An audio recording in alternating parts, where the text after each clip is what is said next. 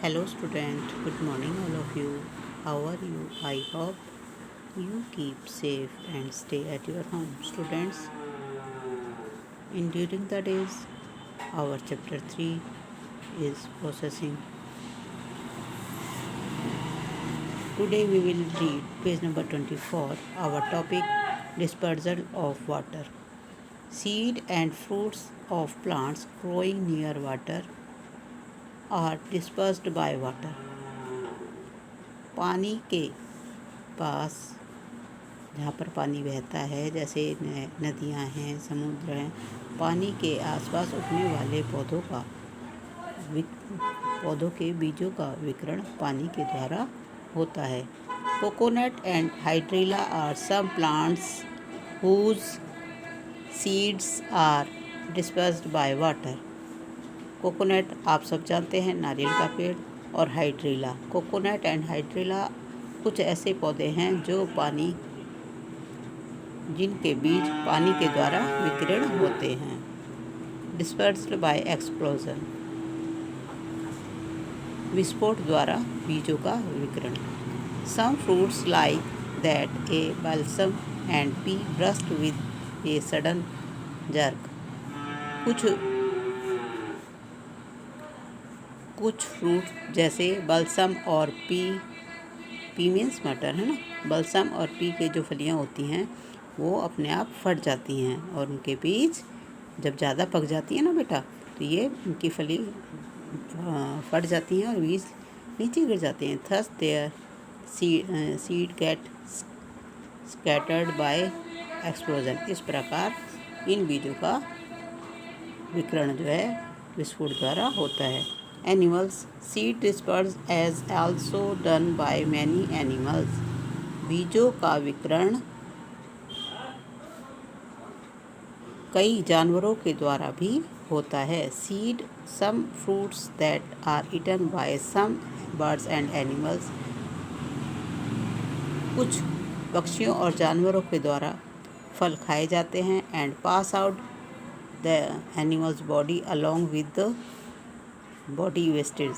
और कुछ जो उनकी पक्षियों की बीट होती है उनके द्वारा कुछ बीज इधर उधर गिर जाते हैं.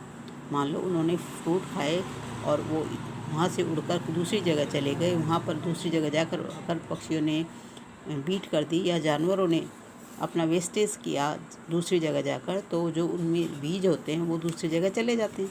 इस तरीके से जानवर, और कई बार क्या होता है,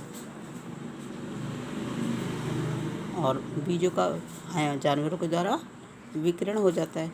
इसी तरीके से some fruits like xanthium, spear grass are thorny and have spines. बेटा ऐसा होता है कि कई बार ये एंथियम्स और ये स्पेयर ग्रास जो होती है, घास होती है, ये कांटेदार होते हैं और इसमें फर लगे होते हैं. और वो जब एनिमल्स आते हैं, these sailing to the fur of animals are carried to wherever animals moves. और जब जानवर घास चरने के लिए आते हैं तो ये उनके शरीर में चिपक कर उनके साथ चले जाते हैं. Thus these are dropped at other places. और इस प्रकार वो उनके दूसरी जगह जाकर वहाँ उनके पैरों से हटकर गिर जाते हैं, और वहाँ पर इस तरीके से जानवरों के द्वारा बीजों का विकिरण होता है. प्लांट्स फ्रॉम फार अवे, ऐसे पौधे जो हमारे से दूर उगते हैं, मीन्स हमारी इंडिया से भी दूर बाहर के देशों में उगते हैं. Following are the plants that are brought to India from far away places. यहाँ कुछ पौधे दिए गए हैं जो दूर दूर से इंडिया में लाए जाते हैं. कहाँ पर? ये देखिए, potato has come from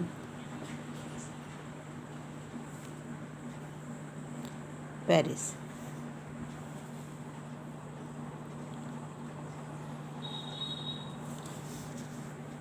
tomato was first grown in South Africa.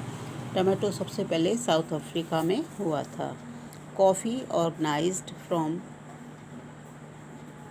Ethiopia. और जो कॉफ़ी है वो कहाँ ऑर्गेनाइज होती है? इथियोपिया में। Apple has been brought from Central Asia. कहाँ से? एप्पल कहाँ से लाया जाता है? सेंट्रल एशिया से। इसी तरीके से watermelon has been brought from South Africa. और जिसको तुम तरबूज कहते हो वो साउथ अफ्रीका से लाया जाता है, मतलब वहाँ पर इनकी पैदावार अधिक होती है। इसी तरीके से सिनामन ऑर्गेनाइज्ड इन श्रीलंका। सिनामन होती है दालचीनी, और ये कहाँ पर अधिक इस पैदावार कहाँ होती है? श्रीलंका में। इसी तरीके से आपको ये बताया गया है कि दूर से बाहर से के देशों से लाकर इंडिया में इनके पौधे, तब इनकी पैदावार अब इंडिया में इनकी अब तो इंडिया में भी इनकी पैदावार स्टार्ट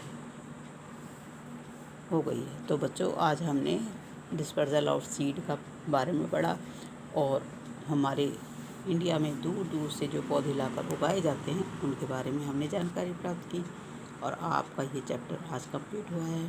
तो बच्चों, आज हमारा लास्ट डे है कि आज आप इसको एक बार और रीड कर लें, और इसके जो डिफ़िकल्ट वर्ड हैं उनकी स्पेलिंग भी लर्न करें, है ना बच्चों? Okay, thank you, have a nice day.